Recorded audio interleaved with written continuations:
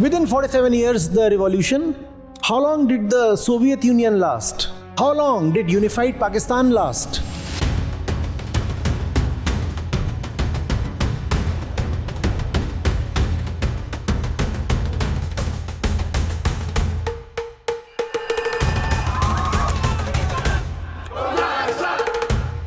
Politically, they might appear to succeed for one generation.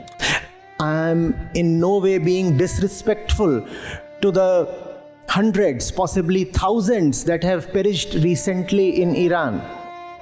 I'm not being disrespectful to them. On the contrary, what I'm saying is that let's ensure that their contribution and martyrdom does not go waste. Those young people haven't died for that. And if on the same foundation you erect another system, then within one generation you will find you need to have another revolution. And that's why revolutions. Pranam Acharya Ji. So as you said, the revolution should start from the inner side, and real freedom is the freedom over ego, and we have to change the external outside. So as today we are remembering Mahatma Gandhi on his death anniversary. So the legacy of Mahatma Gandhi about the non-violence and also the Indian nervous system, how it will impactful over the revolution and war type situation in Iran, and also from decades we are seen in many countries that type of situation. How the legacy of Mahatma Gandhi should help. Where do I start? You see, since I have to start from somewhere, so I'll pick up this point. Gandhiji had a very strong inner moral locus.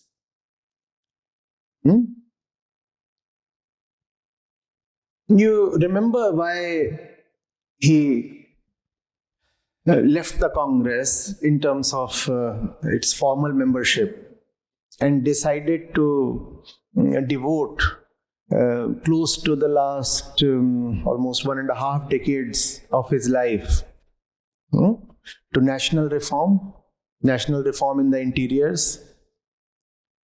Because he was very clear that unless the grassroots is improving, no superstructure can be beneficial. Whatever be his limitations or his definitions of righteousness or morality, of one thing he was very clear. Not just politics, not just in public life, but even in personal life. There must be a strong inner center.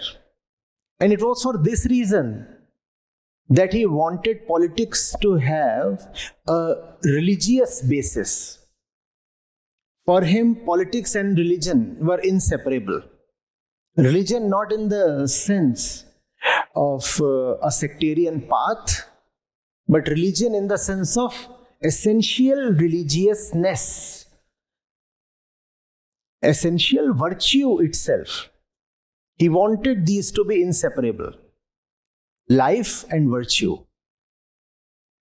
And that's what you need to understand.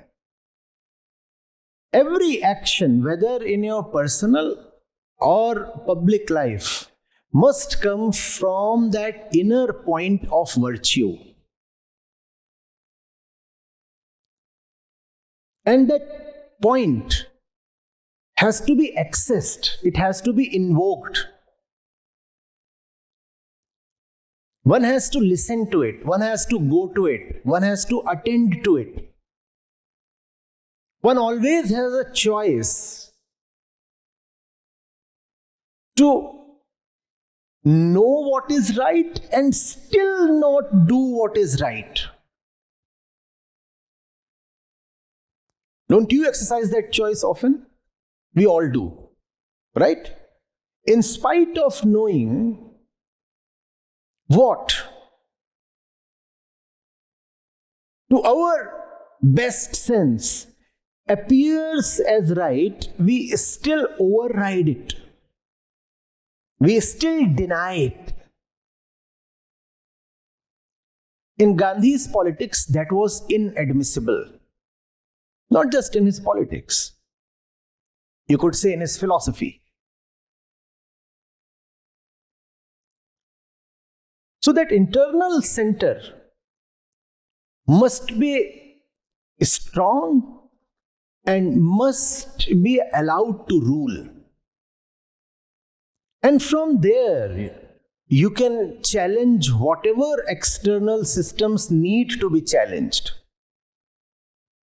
Gandhi challenged the biggest colonial force in the history of mankind. The force, the empire that Gandhi challenged was mightier than the regime of the Tsar or that of the Chinese authoritarians or that of the French rulers, the British Empire itself, right? But the aims were not just political when it comes to Gandhi. Nor was the center of challenge just political. He was saying, I oppose the British because they are unfair. It's not just about political power changing hands. What I am challenging is a principle. And what is the principle that I am challenging? That might is right. That you get the authority to rule because you have the capacity to inflict violence. Therefore, he said non-violence, ahimsa.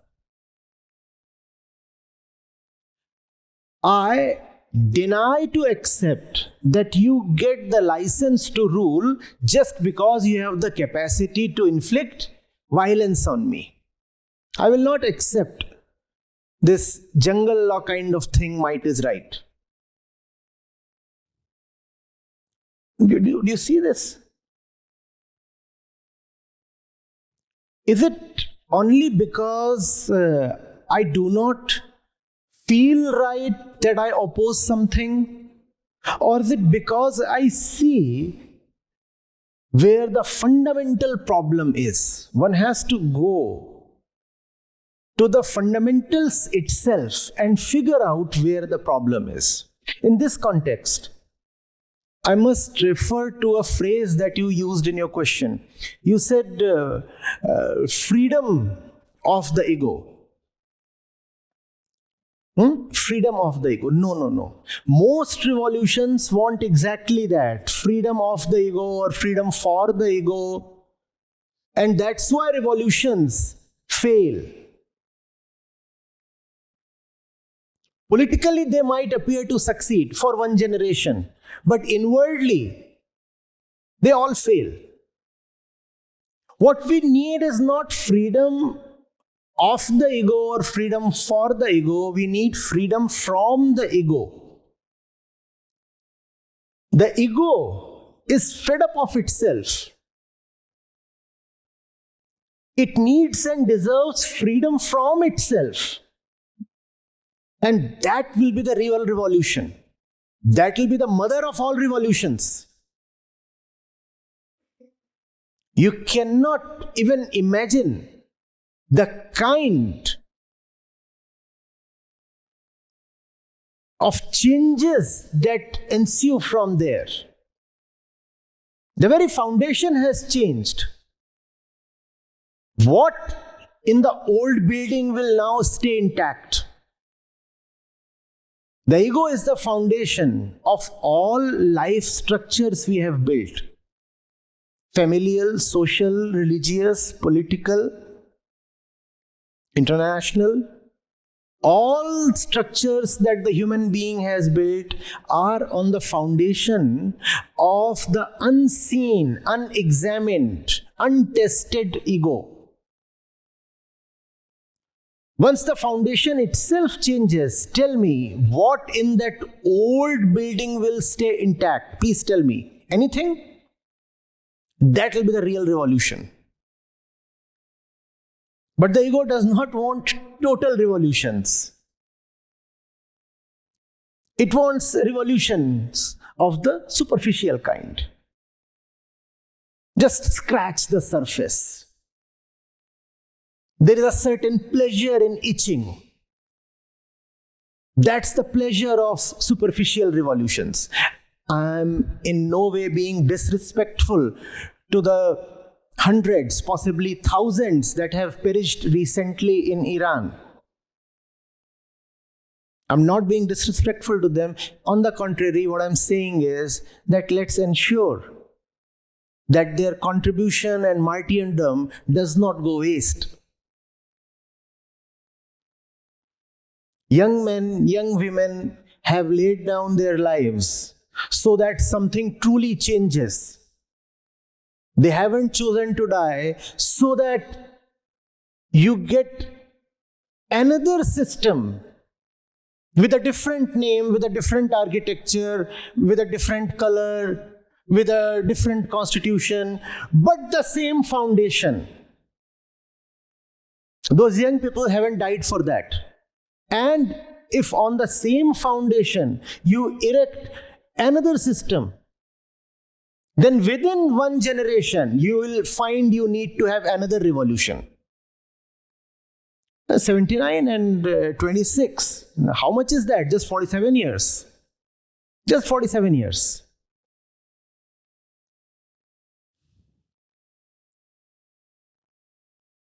Within 47 years, the revolution.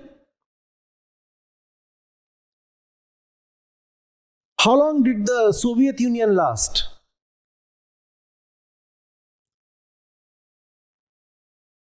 How long did unified Pakistan last?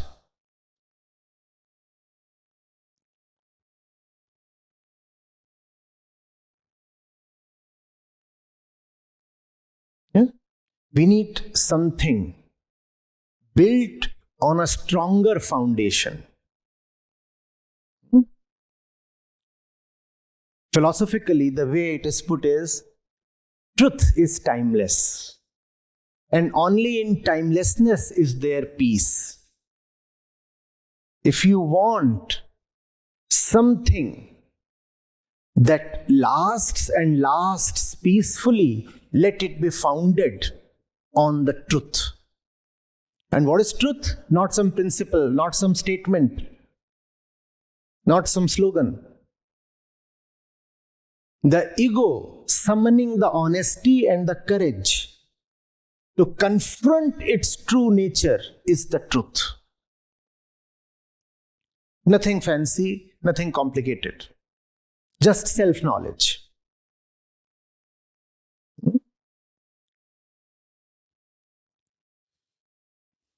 So, sir, you mentioned previously that self-exploration might be a... You need to be louder maybe. Hello. The mic is fine. So, you mentioned previously... That's how revolutions happen. You see, this revolution was about exchanging this system with that system. Without the speaker realizing that changing systems will not help. So, you mentioned previously that self-exploration might be a way to solve or this restlessness. So, how can this self-exploration can mitigate the restlessness within ourselves? The question is, sir, you're talking of self-exploration. How will this self-exploration help? How will this reduce the inner restlessness that one feels as a young person, let's say? There is restlessness, and that's an experience. That's an experience, right? You experience restlessness. Is experiencing something the same as knowing it? The question for you, please tell me. Episteme question. Is experience the same as knowledge? You experience headache. Does that mean that you know what it is and where it's coming from? You also experience dreams. Does that mean you know what's going on? Please tell me. You probably wrote the JEE, you probably keep writing several exams periodically in the campus. And even when you are finalizing on a flawed answer in the answer sheet, at that moment, don't you experience that what you are submitting is right? That's your experience, right? This was the problem in the question paper and I have solved it fully. That's your experience. But does that mean that you know what you have done? No. It is only when you are tested that the fact is revealed, right? And then it comes sometimes as a shock. I thought it was 20 on 20 and what I get is 2 on 20. So that's the problem. You are restless without knowing the restlessness. You are restless without even knowing who is restless. But because the restlessness underlies everything that you do and every experience you have, therefore, restlessness has become so common, it feels normal. It is always there. Just the name changes. Sometimes in the form of envy, sometimes fear, sometimes ambition, sometimes love, sometimes insecurity, sometimes hope. But the restlessness continues. Like background noise. White noise. And it has been there since birth. Therefore, it gets normalized. So we don't inquire. When something is normal, why would inquire? One inquires into abnormality. Something is normal, why would one inquire? Therefore, we experience restlessness, but we don't know it. We don't know the restless one. We don't know the ego. And how to know the ego? And first of all, why to know the ego? Because the ego is the center, the driver of all our decisions, all our relationships, all our efforts. The ego decides what we are going to do next. The ego does not stand for vanity or pride or something just casually negative. The ego, in philosophical sense, refers to the very I feeling. The I amness, the sense that I exist. It is this feeling, this sense that drives our entire life. Does it not? It is at the center of everything that you stand for and work for. Therefore, it is important to know who your driver is. Right? And the driver, to top it, is restless. Makes it doubly necessary to know who the driver is. But we don't know. We just obey our internal dictates. Oh, I'm feeling like eating something spicy. Now, we don't know where the feeling comes from. We don't know what the feeling is trying to hide. We don't know what the feeling is a substitute for. I've fallen in love. We don't know where this thing called love is coming from. We don't even know whether we know what love truly is. I like it. And once you say I like it, you put the force of your entire personality, your whole being behind it, don't you? I'll go after this because I want to. You're investing tremendously in the decisions of the ego. And if you are investing so much at some place, don't you deserve to know what that place is like? Asking you. When you invest even a modest amount in some particular script on the stock exchange, it is advised that you first study the fundamentals of that company. Is it not advised? You are going to invest your money there. You must know where you are putting your money. But you are putting all your life, all your money, all your feelings, everything that you have, your entire duration as a human being. You are putting it in the service of the ego without knowing what this thing called the ego is. Therefore, you need to know the ego. It is that important. Now, how to know it? The way is simple.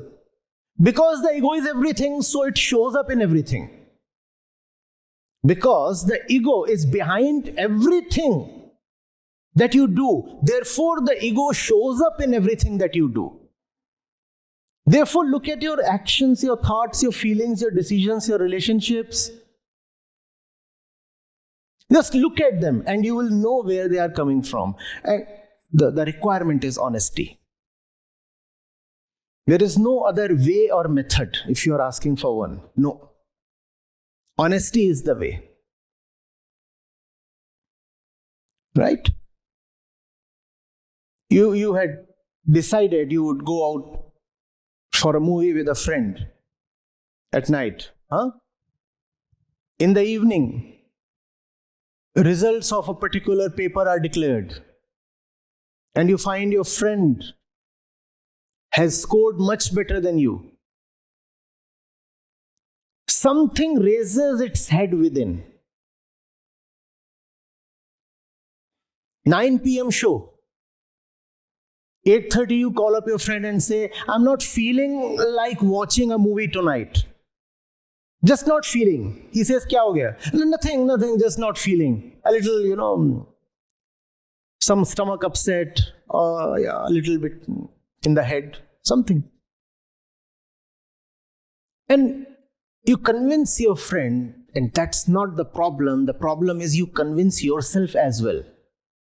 You convince yourself as well that you have some legitimate reason to not watch that movie with your friend.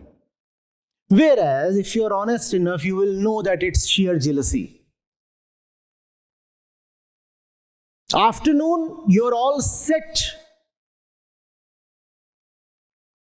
to go out and watch the movie with your friend. Couple of hours later, you got to know what you got is 35%, your friend got 65%. Same paper, same kind of preparation. And something made you feel bitter in the mouth. No, you don't want to admit what that thing really is, because admitting it would make you feel indignified. You don't want to admit that you are just jealous of your own friend. So you would simply say, no, I have an assignment to complete. There is a bit of headache. Or something else. Somebody told me the movie is super bore. So let's drop it. The ego is everywhere. When you say, how do I detect the ways of the ego? The question is, how do you avoid detecting the ways of the ego when the ego is everywhere? It is to be seen in everything.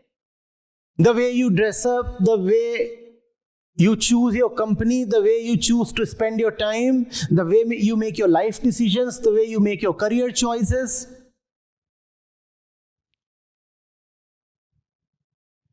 The ego is everywhere. You simply have to honestly acknowledge the center everything is coming from.